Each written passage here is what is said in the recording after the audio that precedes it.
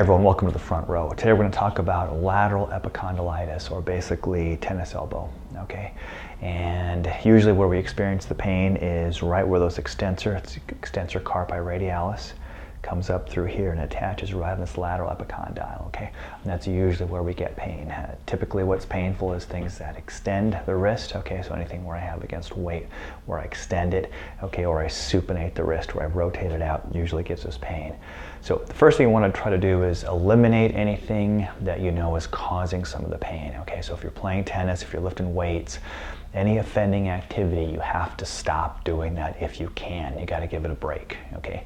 Second thing you can try is to go ahead and put a brace. And anyone who's had elbow pain has seen those little braces, and they work pretty well, okay? I believe in kind of throwing everything we have at it, okay, to see if it might help. So if you are doing something, if you're out working in the yard and you have to get something done, try that brace because it may give you a little bit of relief, okay? The next thing you're going to do is you're going to get, we're going to do some trigger point work on this muscle, okay? So we know it's the extensor carpi radialis, so it's going to go from the carpals all the way up to this lateral epicondyle. So this is a couple tennis balls taped together. So what you're going to do is you're going to come up against a wall, okay, and we're going to work the entire length of that muscle. Okay, so what it looks like is I'm going to come to the wall right here, and I'm going to put a little bit of pressure on here, and I'm going to work the entire length of that muscle.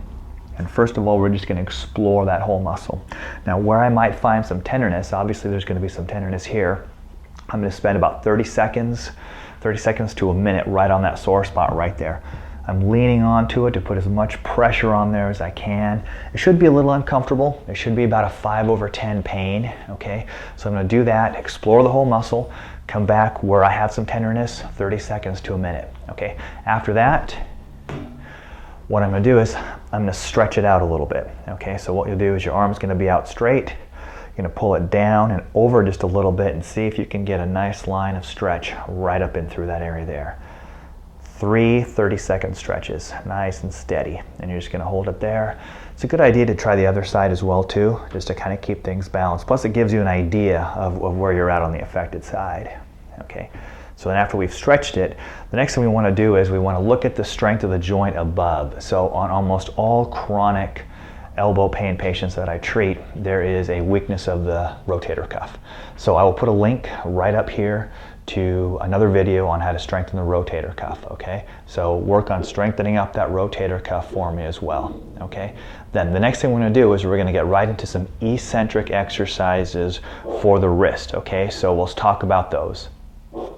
Okay. Now we're going to talk about 2 strengthening exercises that I want you to do for your wrist, okay? First, we got to get some terminology. A concentric contraction is a contraction when we are doing the work and the muscle shortens, okay? And so concentric contractions work well when the tissue is healthy. When the tissue is not so healthy, what we want to do is eccentric contractions. So for example, I've got a 5-pound weight here. As I come up into wrist extension, okay, that's a concentric contraction because the muscle is shortening. This does not work well, okay, if I have a painful elbow. So what we want to do is eccentric, which means that we want it to be under tension as it's lengthening. So I use my opposite hand to bring the weight up, and I'm going to slowly let it lower for a 5, 4, 3, 2, 1, all the way down. I use my other hand to bring it up, and then I lower the weight. Okay, so we're lowering the weight towards the floor.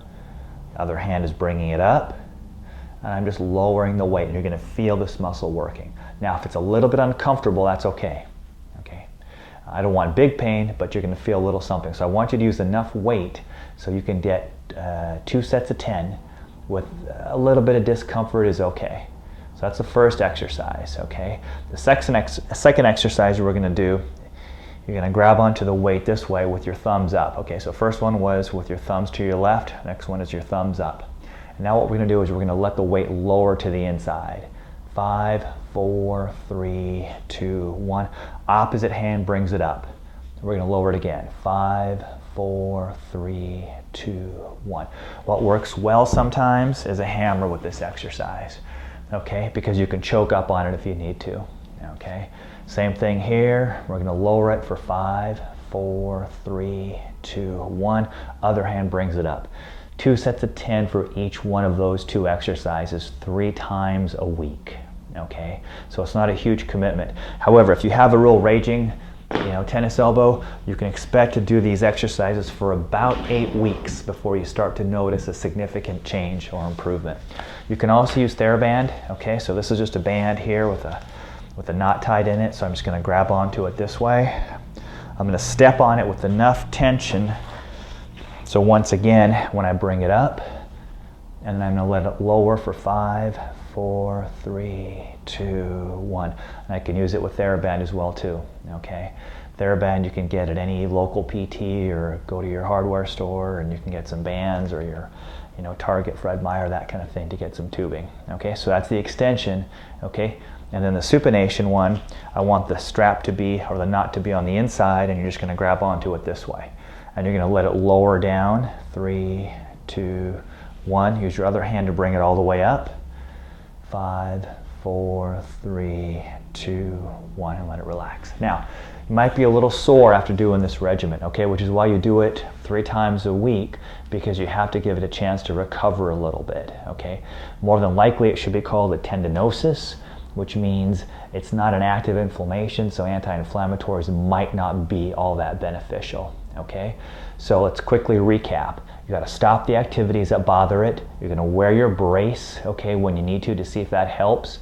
We're going to do trigger point work against the wall along the length of the extensor carpi radialis.